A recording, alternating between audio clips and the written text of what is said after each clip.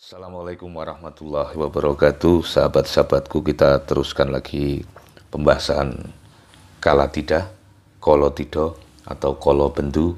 Kolo itu zaman, tido itu ragu-ragu. Jadi kalau Anda nonton wayang, kok ada tokoh yang berdialog dengan tokoh lain, ya biasanya tokoh ini tokoh yang lebih tua berkata dengan yang muda, itu kok mengatakan ora tido-tido. Itu artinya tidak ragu-ragu dengan kemantapan hati. Maka tido itu adalah lawan dari kemantapan hati, yakni ragu itu. Maka zaman kalau tido itu adalah sebuah tahapan ketika zaman itu dilanda serba keraguan-raguan, serba kikuk, dan akhirnya serba salah. Itulah yang disebut juga zaman kolo bendu. Karena tido itu kemudian jadi bendu. Karena ragu kemudian jadi bendu. Bendu itu azab. Azab atau hukuman atau kenaasan. Ya. Di bagian pertama video ini sudah kita bahas ya, walaupun dengan pembahasan-pembahasan yang sangat awam dan sangat ya dangkal begitu, karena ahli-ahli ini semoga turun gunung untuk menjelaskan secara lebih dalam lagi, karena memahami Raden Ngabei Ronggowarsito ini, Eyang Ronggowarsito ini membutuhkan sebuah pengetahuan yang kafah gitu ya, baik secara sastra Jawa, sejarah maupun sufisme, karena berbagai serat yang ditulis beliau itu tak pelak lagi bahwa beliau adalah seorang ulama. Kita sekarang menginjak bait yang kedua. Di video pertama saya mohon maaf kalau menyebut beliau ini sebagai Yosodipuro kedua, yang benar adalah Yosodipuro ketiga. Bait kedua ini lebih spesifik lagi ya. Kalau bait pertama itu menyangkut negara, ini ratunya. Ratu di dalam terminologi Jawa itu kenapa lebih populer sebagai raja?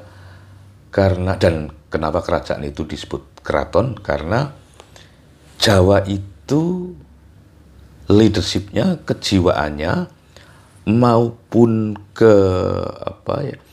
pola perwatakan rohaninya itu lebih diarahkan berwatak feminin, bukan maskulin. Sehingga keraton itu keratuan, ya. Lebih populer keratuan ketimbang kerajaan. Jadi maka orang-orang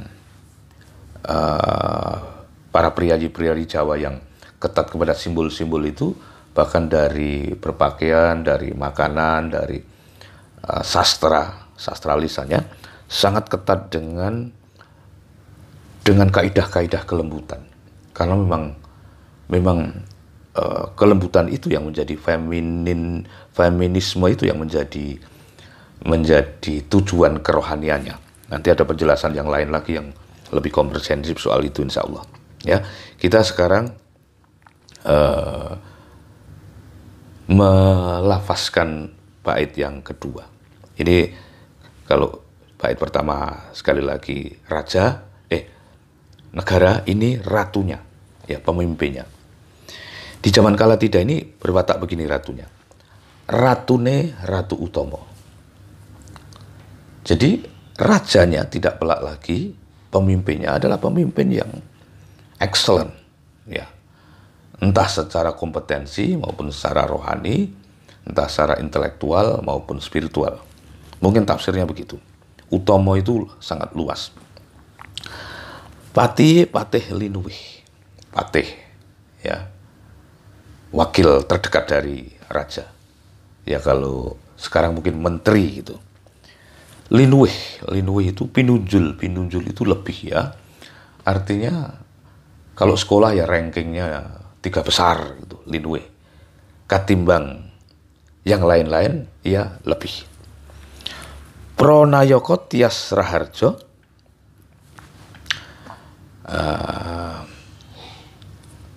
para aparat itu hatinya juga baik-baik, ya. Minimal ya yang tampak, ya. Nyumbang, bantuan, donasi, terus pasar murah, BLT, kira-kira begitulah. Panekare, becik-becik, pokoknya aparat-aparat negara itu bagus-bagus. Tetapi zaman yang penuh ironi dan zaman Kolotido itu begini. Walaupun dari ratu, menteri, patih, ya patih itu tadi, terus aparat, sampai pegawai, itu semuanya di atas kertas itu sangat profesional. Parandene tan dadi paliasing kala bendu. Tetapi demikian pun tidak menjadi daya tangkal kepada datangnya zaman Kikuk itu, zaman kala bendu itu. Ya.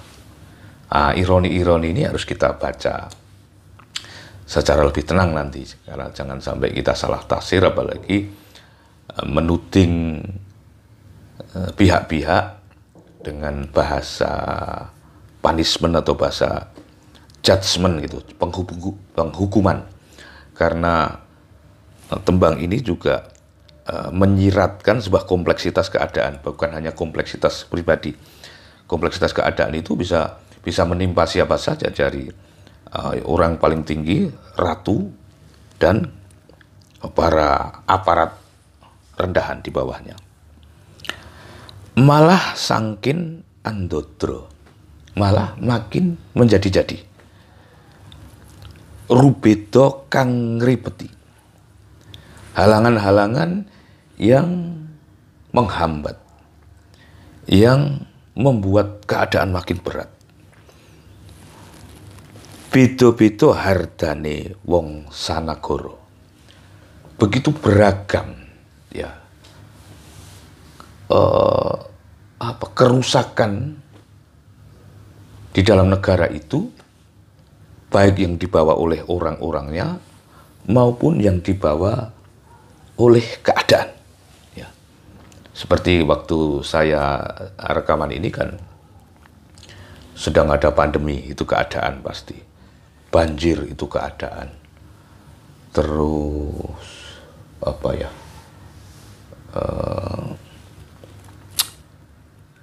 Gunung-gunung erupsi itu keadaan. Gagal panen. Saya punya sawah yang saya beli 3 tahun yang lalu, sampai hari ini belum pernah sekalipun saya panen karena salah musim. Saatnya butuh air tidak ada. Saatnya cukup air, malah kelebihan air, sehingga sawah serba terendam dan over air. Jadi terlalu basah sehingga padi-padi juga tumbuh secara tidak sehat dan akhirnya busuk. Nah, saudara-saudaraku, itu tadi serat Kalatida bait yang kedua atau podo yang kedua. Juga maaf, ternyata podo itu artinya bait. Kalau pupuh artinya bait, itu kumpulan dari bait itu artinya pupuh. Nanti semoga juga kita membahas soal-soal yang begini nih. Ada Paramo Sastro, ada Jarwo Doso, ada ada Paniti Sastro, ada